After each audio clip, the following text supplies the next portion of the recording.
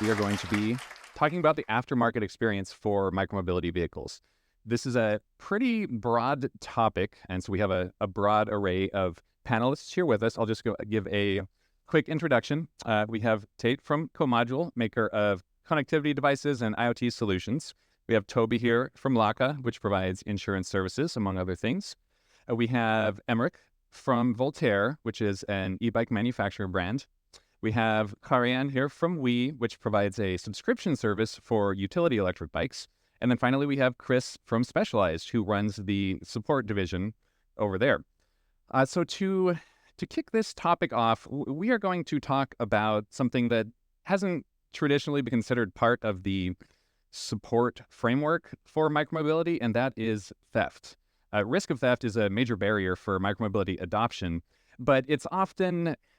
It's a very difficult situation for a lot of consumers because it gets left up to the consumer to deal with it. You have to figure out how to secure your vehicle and, where to park it safely. If it gets stolen, you are kind of on your own for trying to recover it.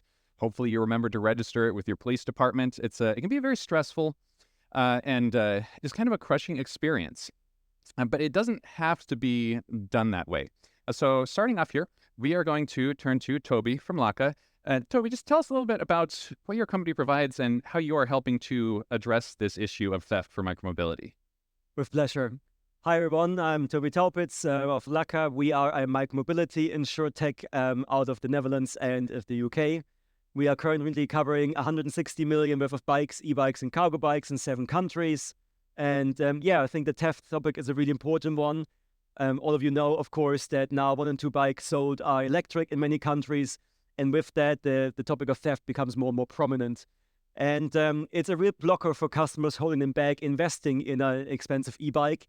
The value goes up more and more. We're now talking 4, 5, 6K in purchase value. So it's a consideration we need to take into the equation. And what we are focusing on is innovative solutions to our partners. We're working on the one hand direct to consumer, but also B2B2C and with fleet partners. And on the B2B2C side, you see a lot of innovation to address this problem. So, for example, for a customer, it's often a barrier to find the right insurance coverage, and it's also a nuance. What we are trying to do is working with our partners with tailored solutions. For example, embedded insurance is a big buzzword in our industry to make it easy for the customer to take out the appropriate insurance cover. We have some of our partners in the room here today as well, but for example, Reason Miller and Gazelle and Urban Arrow come with innovative solutions for their customers to include theft insurance in the purchase price or as a subscription as an add-on. So again, reducing the barrier for that. Awesome. Yeah, that takes so much of the worry out of the equation. If you are buying a bike and you have that solution right at the time of purchase, then it's that can be a major a motivator to go ahead with that. And of course, a lot of the services with theft prevention, some of that is recovery, right? Can you comment on the recovery process and how you guys are helping out with that? Absolutely. So the next exciting part, of course, is it's very difficult to recover a stolen bike or e-bike with no tracker included. But we're now seeing massively a shift towards connected e-bikes. Many of you will be familiar with. But what you can do is here connect the purchase of the bike and the insurance with a third-party recovery service and actually recover the stolen bikes with actually quite amazing success rates. What this means is, of course, you lower basically the risk of losing the bike entirely. On the back of that, your theft rates go down in terms of insurance, and with that, you can discount the premium really well. So what it means is the more bikes get recovered, the fewer euros you have to pay on the theft insurance, make it more affordable, and actually then helping with the whole purchase process of a connected e-bike. So there's loads going on in the after-sales market around insurance and bikes, thanks to connected e-bikes. Yeah, that's a great segue for us to talk about connectivity. As technology advances, we are seeing more and more vehicles that are have trackers in them and also have other sorts of connectivity modules in it. So next we are going to talk to Teet from Comodule. And Teet, I'd like to talk to us a little bit about what Comodule does and what's new with connected devices and e-bikes, and how is this enabling support? Obviously, theft recovery is a big one, but your devices can do a lot more than that. So tell us some about that. Absolutely. So, first of all, thank you for having me, and thank you everyone in the audience as well. Hope that you're all enjoying the show. So, I'm Teet. I'm from Comodule. What we do is that we do IoT solutions or connectivity for fleet operators, such as bike sharing and scooter sharing fleets, but we also offer it for personally owned vehicles. So, we're working with some of the largest scooter sharing operators in the world, but also some of the largest bike brands in the world, sharing some customers with Riesenmüller, with Laka here, such as Riesenmüller Urban Aero Gazelle. And when it comes to the connected bikes, then I see that there's mainly two biggest benefits. Number one barrier for entry for people to buy an e-bike or to purchase an e-bike is theft, anxiety, and therefore what we do is what Toby already elaborated on was that we package together a connectivity solution that is an hardware integrated into the bike that enables tracking the location of the hardware. But what we also do, what is really important, is immobilizer. So, for example, 30 years ago, car theft was also a huge issue. But then European Union passed a law to have immobilizers in all cars produced. And as a result, the car theft reduced like 80 to 90% in the 90s, and that's something that we are kind of doing also, or enabling that to do in the bicycle industry as well.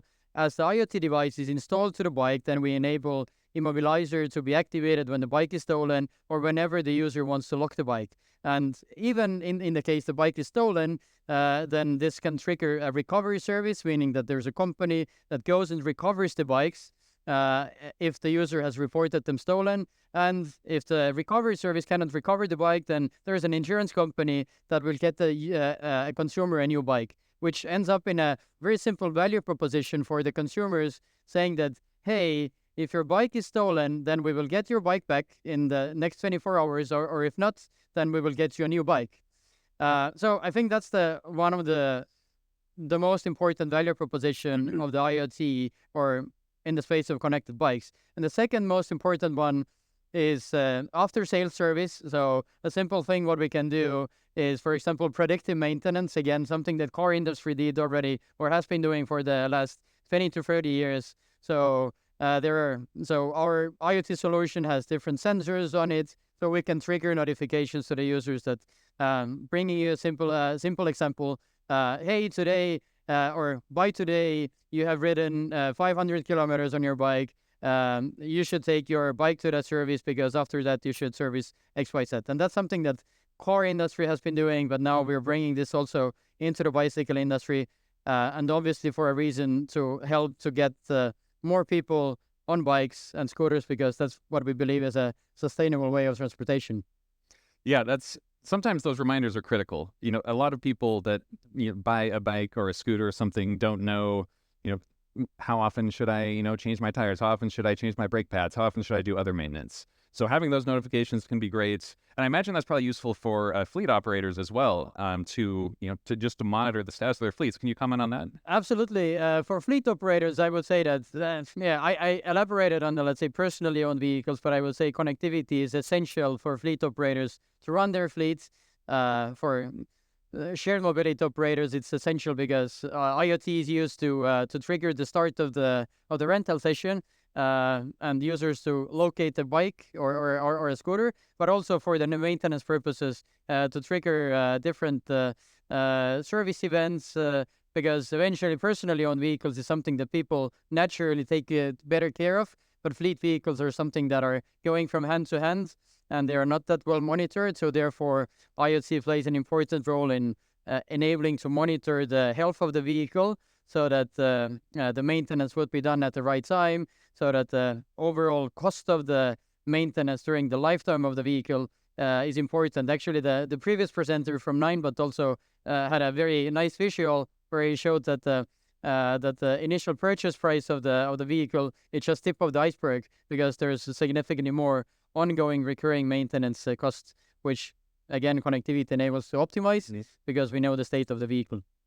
Yeah, absolutely. All right, thank you, Teet. We're going to pivot now into another segment of the whole support equation, and we're going to talk about your methods of getting a micromobility vehicle to use. And historically, there was kind of the two main branches where you have the privately owned or you have the shared, which is, Lime, Jump, Uber, a scooter that you can rent for a short term. Those are attractive because you don't have to be responsible for the support in that situation. You just ride it. You don't have to worry about charging it, fixing it, where you park it. But it also has a lot of inconveniences. You can't guarantee that you can find one that is working when you need it. And so a hybrid system here that's becoming a lot more popular is the subscription or the lease. And so we're going to turn now to Kari from We. And I'd like for you to tell us about what We does and what are the major advantages that the subscription service offers? Well, We is a cargo bike subscription service. We base our service, or we target the people who need to carry stuff, meaning cargo or other persons like children. And we offer an all-inclusive service featuring both previous speakers' topics, both insurance recovery and the IoT preventive maintenance. And what we see is that through this extensive care package that we offer with preventive maintenance, our customers, like 89% of our customers, perceive their WeBike as their main mode of transportation. On the operative side of this, it also means that we as a company, even if we serve currently a fleet of around 400 bikes several times per year, the fleet uptime is around 98%, and we never go to the bikes. The people bring the bikes in, they care for the bikes as if it's their own. But in addition to that, we also take care of removing all the pain points in bike ownership. And a cargo bike is both an expensive but also a maintenance-heavy vehicle to operate. We also operate in Oslo, where there's a challenging climate with salt in the winter and also the need for a studded tire. So there's a lot of complexity, and the aftermarket products and offerings are very manual and not digitized. So we offer all of this in an all-inclusive package where we also gather heaps of data on the usage so we can make it even more efficient over time. Cargo bikes are an excellent choice for that because they are, like you said, maintenance heavy, and they're also maintenance difficult. If you've ever owned a cargo bike, they are big and unwieldy and can be tough to work on. So I think that was an excellent choice for you guys to go with. Okay, we are going to, again, we'll pivot a little bit here. Like I said, we have a lot of topics within this area. We are going to talk a little bit about retail infrastructure. And this is, support is an area where, as James mentioned, a lot of D2C companies have kind of struggled because they don't have that retail infrastructure. And so I'm going to turn to Emeric here from Voltaire. So Emeric, Voltaire has kind of a hybrid setup here. You can go on Voltaire's website, you can buy a bike, you can have it shipped to you if you want to do that. But Voltaire has a large retail presence. You have flagship locations, you have partners with shops. So I'd like to hear from you. Why did Voltaire choose to go this route of having the retail presence, and how important is that for your support? Yeah, that's quite an interesting point, because actually we started the business by thinking that we will go fully online, fully digital, and we learned quite quickly that would have not been the perfect approach for us, especially being as a new brand. There is something that the retails offer is that the physical presence and the ability of the final customer to test, to feel, to see in reality the product. So in this aspect, we have changed a bit the approach, and it's honestly today, even like last year, it was 96% of our sales were done through the retailers. So it seems that this is definitely the model we have found now that is the correct model for us, and we definitely go in this direction. And there is also, talking about aftermarket, there is a big advantage on this.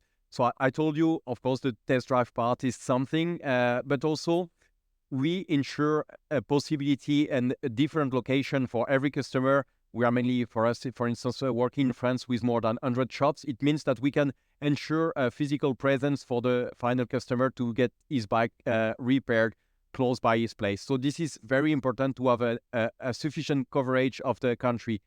And we feel also that as being a new brand, we are born like 5 years ago, and we have put it the first bike on the market like 3.5 years ago. The people need to be ensured that they will face, if they have any issue on their bike, they can find easily a retailer close by their place. So this is a really good tool for also selling some bikes. And there is also a second point into the retail aspect that we negligate a bit at the beginning, but it is really important. Doing the maintenance every year, at least once a year, but sometimes for the big user every 6 months, is that it allows you to meet your customer every 6 months or every year once again. So you have always an excuse to reintroduce him something, maybe upsell some accessories, of course do the normal maintenance, but invite him to some specific events or present him the new generation of bike he has. And when we know that the customer have their bike since 2 years, for us, this is our oldest customer now, 3 years maximum, we are also able to let them try the new bikes and re-put them a bit in a way that they could be customer again by buying a new bike, or maybe for their husband, wife, or somebody in the family. So it's always a good excuse to meet the customer again and do some additional business with them. Yeah, that's a great point. You establish that long-term relationship instead of it just being sort of a one-time transaction. Exactly. And speaking of long-term relationships, that's where we're going to take this next. This is something that having a retail presence can really help to enable, is providing support for the lifetime of the vehicle. For people who are maybe buying an e-bike or a scooter for the first time, there's a big focus on what's the warranty. It's like, oh, this one has a 2-year warranty. That's pretty good. That helps you to feel more confident purchasing it. But then what happens after the warranty goes up? And especially if you are spending a lot more money on a mobility product, then you probably want to use it more than 1 or 2 years. And so we're going to talk about that. So I'm going to turn here to Chris from Specialized. Chris runs service there at Specialized. And Chris, I would like you to just talk about what's your viewpoint on the importance of after warranty care and just providing support for the lifetime of a vehicle? How does Specialized go about that? Well, first of all, to call out, it's also in warranty service, which is really important, of course. And as we launch new products, we always instruct retailers to have a certain amount of service parts on hand to serve those riders. Meaning, if you order X amount of bikes, you need X amount of service parts as well. And that's why my team is trying to forecast for those demands as well. But if riders are running out of warranty, then it's becoming difficult to source service parts. And that's where Specialized is offering a discounted structure for riders that are out of warranty, so that the most expensive parts like motors, batteries, displays, all those kind of expensive parts can be purchased with a discount depending on the age of the bike. Now that works for regions like Europe or North America, but if you go to Latin America, where labor is quite cheap, riders are not interested in buying quite an expensive product and are trying to source service locally and trying to get this battery and motor service locally. So that's why we are trying to set up a service network for third-party service centers that are okay in doing a service on a drive unit or display, and that they can provide service as an after warranty service for those riders. Mm-hmm. Absolutely. And Specialized has always been very firmly in the camp of the retail infrastructure, of the partners, of the local shops. Can you talk about, I don't know, what's your take and maybe what you hear from customers on the retail infrastructure and having such a global presence, and how does that affect consumers' purchasing decisions? That really helps also for riders to buy our products online. So we are doing P2C as well, as you probably know. These customers are choosing for Specialized and buying these products online because they know there's a retailer presence in those countries, even close by. Actually, some of our service parts can be bought online by our riders, so they can do some of the service and maintenance work by themselves already, which is really helpful and really dragging these customers across the line to buy one of our products. Yeah, absolutely. Okay, we have a little bit of time left, so we have just kind of a wild card bonus topic to talk about, and this one, anyone can feel free to jump on, but I'd be interested, especially to hear what Emeric and Chris think, and that is just the support picture for DTC companies that are direct to consumer. It's always been a point of a struggle. It's hard for them to provide their own support, and it can be hard for them to find partner shops that they work with. So I don't know, Emeric, maybe we'll start with you. Like, I'm curious what you think about this, and would Voltaire work on DTC bikes that came into one of your shops, like one of your flagship stores, or do you keep it in the brand? Like, what do you think about this? You mean for Voltaire bikes? But yeah, we have a different approach. But of course, when you have your own store first, because we didn't mention it before, but we are developing also our own retail shops, meaning we have our flagship store. We are opening a second one in 5 days now, and a third one in 1 month.